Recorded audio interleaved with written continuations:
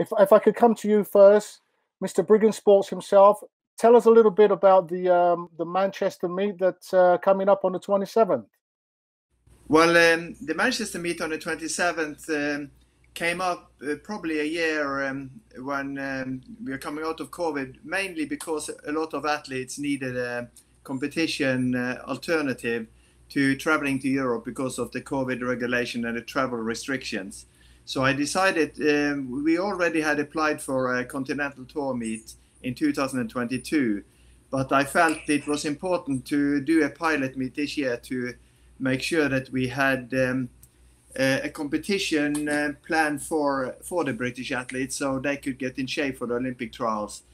I started off with about 15 events, but have increased it to 27 events because the request from the athletes in Britain needed to have an alternative, and that's what we've done. So it has grown a lot, and it will be a very good, high quality international event on the 27th of May. And coming to you, Aimee, you're going to be one of the headline athletes of the evening. Tell me about your preparation so far. So I've been in Flagstaff, which is in altitude. Is that 2,000? It's about 2,000 meters altitude.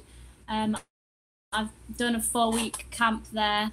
I've done a couple of competitions over here, so I've got another one on Saturday, which will be my 3rd race, and then I'll head back home for the Manchester Invitational. And of course, Manchester is your hometown. And how much are you looking forward to that return? Yeah, I'm so excited. I don't have a massive athletics family. I think this will be one of the first races that they've actually came and see me run, so that'll be really fun. And what's been your kind of build up to this first part of the season and to the competitions that you've already done and the competitions you're looking forward to doing in the future? So I started at Drake Relays 2 weekends ago, which was a silver continental tour, and I opened my season with a 9:35, which is 5 seconds off the Olympic standard. So yeah, I'm hoping to maybe get the standard either this weekend or in Manchester. And how difficult has it been for you in training, being in a different time zone and having to move around just to go to the races? It's not been too bad actually. I've coped with it quite well. I usually really struggle with jet lag, but I don't know whether it was just luck or what. But I've adapted really well this time. So your performances are obviously looking really spot on, and hopefully in Manchester, or hopefully this weekend or in Manchester, you make that Olympic qualifying. Yeah. And I'm going across to you, Vicente. How's the training been going? Because you've been overseeing that. Yeah, no, the training has been going very well. We've been working very hard the first 4 weeks in altitude, as Aimee said, and we put on 2 sessions a day and covered a lot of good ground.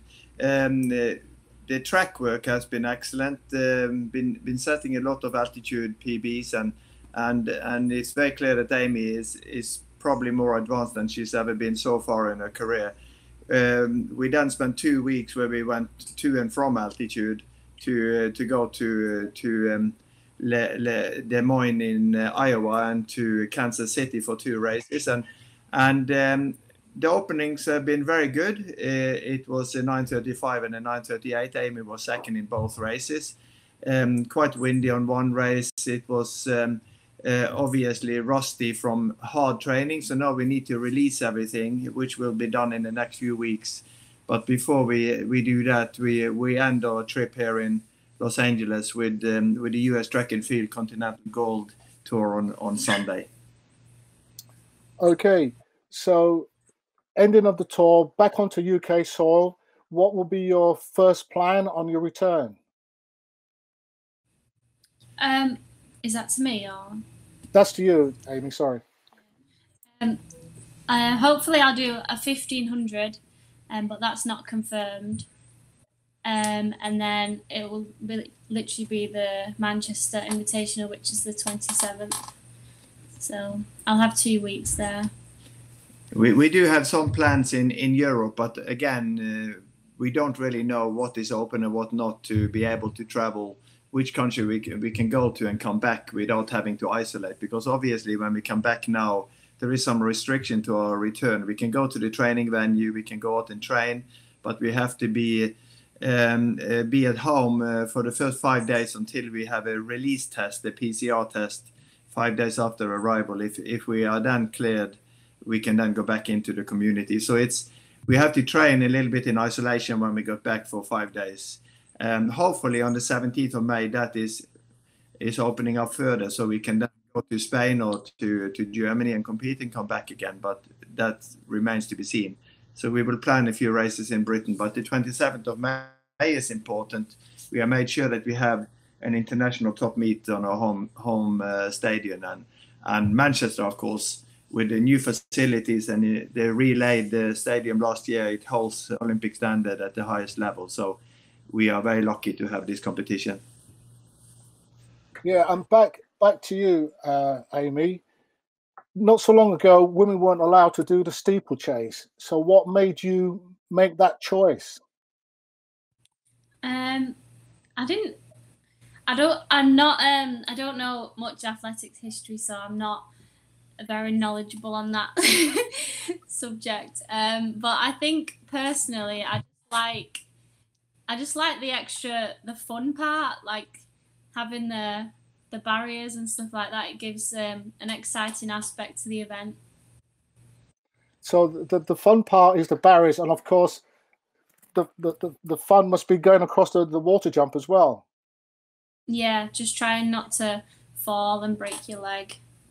and your technique, do you hurdle the water jump barrier, or do you put a foot on? I did used to hurdle it, but that wasn't on purpose. That was just kind of lack of concentration. I actually lost a European medal from hurdling the steeplechase. So I've given that up, and I've not done it so far. So hopefully I've retired that technique now.